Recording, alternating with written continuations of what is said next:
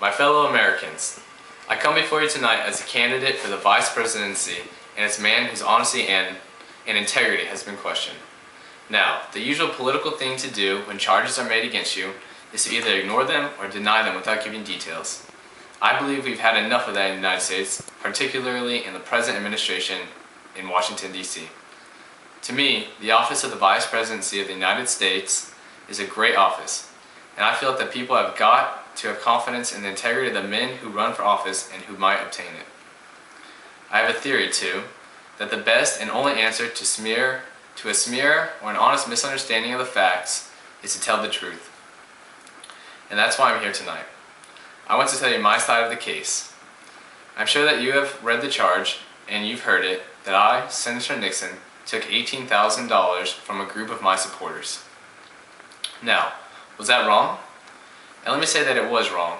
I'm saying, incidentally, that it was wrong, not just illegal, because it isn't a question of whether it was legal or illegal. That isn't enough. The question is, was it morally wrong? I say that it was morally wrong if any of that $18,000 went to Senator Nixon for my personal use. I say it was morally wrong if it was secretly given and secretly handled. And I say that it was morally wrong if any of the contributors got special favors for the contributions that they made. And now, to answer those questions, let me say this. Not 1 cent of the $18,000 or any other money of that type went to me for my personal use. Every penny of it was used to pay for political expenses, and I did not think it should be charged to the taxpayers of the United States. It was not a secret fund. Let me point out, and I want to make this particularly clear, that no contributor to this fund, no contributor to any of my campaigns has ever received any compensation or consideration that he would not have received as an ordinary constituent. I just don't believe in that. And I can say that never, while I have been in the Senate of the United States, as far as the people that contributed to this fund are concerned, have I made a telephone call for them to an agency, or have I gone down to an agency in their behalf? And the records will show that, the records which are in the hands of the administration. Well then, some of you will say, and rightly, well, what did you use the fund for, Senator? Why did you have to have it? Let me tell you in just a word how a Senate office operates. First of all, a senator gets $15,000 a year in salary.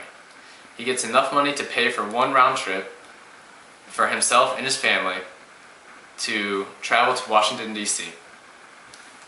And then he gets an allowance to handle the people that work in the office to handle his mail.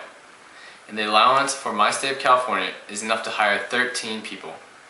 Do you think that when I or any other senator makes a political speech, has it printed, should charge the printing of that speech and the mailing of that speech to the taxpayers? Do you think, for example, when I or any other senator makes a trip to his home state to make a purely political speech, that the cost of that trip should be charged to the taxpayers? Do you think that when a senator makes political broadcasts or political television broadcasts, radio or television, that the expense of those broadcasts should be charged to the taxpayers? Well, I know the answer is.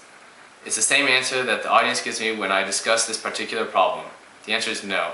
The taxpayers shouldn't be required to finance items which are not official business, but which are primarily political business. Thank you. That's Nellie. It's Ray.